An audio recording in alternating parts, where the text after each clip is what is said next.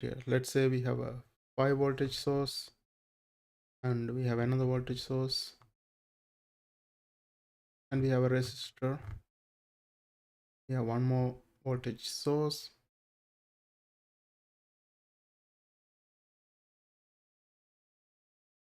Okay. Let me erase.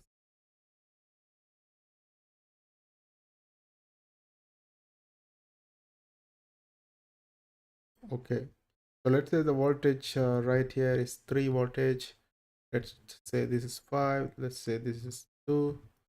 And we have 2 ohm resistor. Now let's try to find out this current. Here what we can do is we can apply Kirchhoff's voltage law. Kirchhoff's voltage law says that addition of all the voltage in a loop is equal to 0.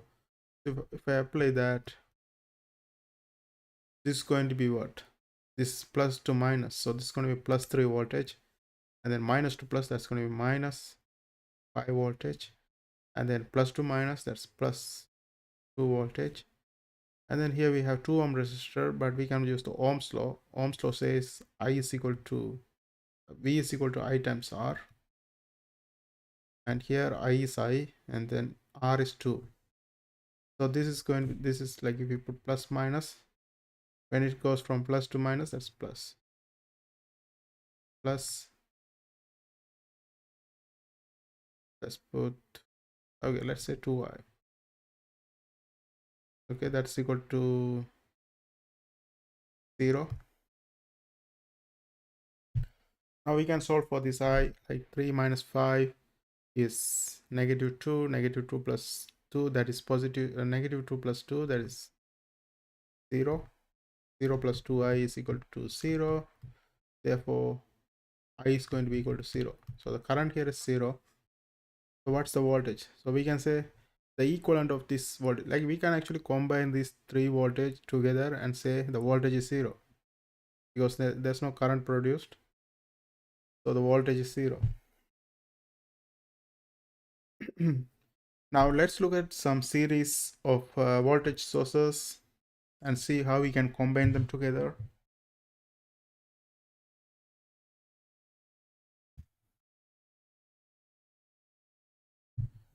Okay, let's take a series.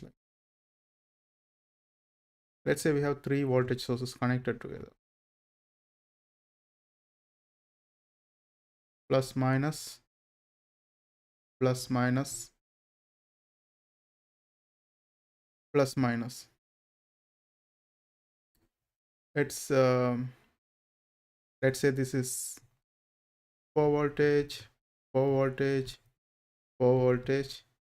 So what's going to be the voltage, equivalent voltage of this one? It's basically the addition. Like if we have in the same direction, like plus minus in the same direction everywhere, then we have to just add them together, and that's going to be plus minus 12 voltage. Okay, this is an equivalent voltage for this one. Now let's try another one.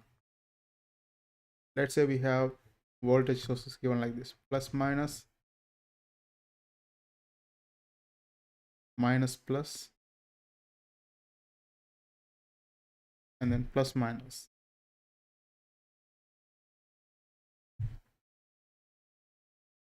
What's going to be the equivalent voltage for this one? Here you can see plus look at the ones with plus on top. 5 and 4 with plus on top, so 9. And minus on top is 1, that's 3. So 9 minus 3, that's 6. So this one, the plus on top and minus is dominating, that is 6. So the resultant voltage is going to be plus on top, minus here, and that is 3 voltage. This is equivalent voltage for these things. Now let's try another example. Let's try another equivalent.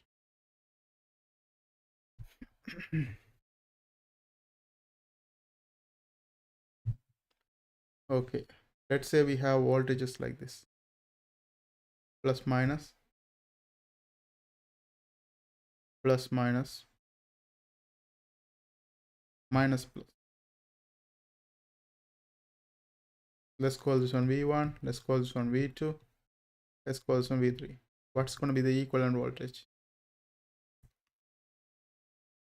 If we put plus on top and minus here,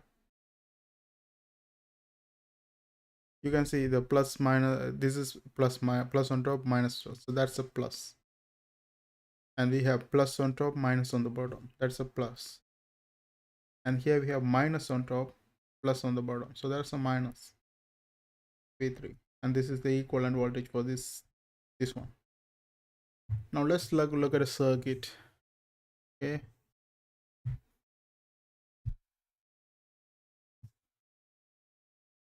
let's say we have a circuit.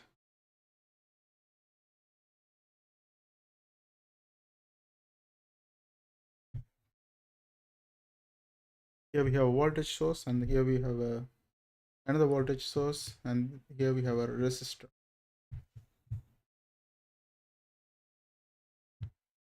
So let's say the voltage here is plus minus V1. Let's say the voltage here is plus minus V2. And we have a resistor right here, R. What's going to be the equivalent voltage for this one? This is not actually allowed because you can see the voltages are on parallel. So that's going to be equal. There's no point of attaching another voltage, and because it's going to make everything equal, it's going to damage the system. So this is not allowed. This is not allowed. And that's all for this video. I'm going to go ahead and continue this one with my next video. Thanks for watching, guys. Don't forget to subscribe my channel. See you guys on my next video.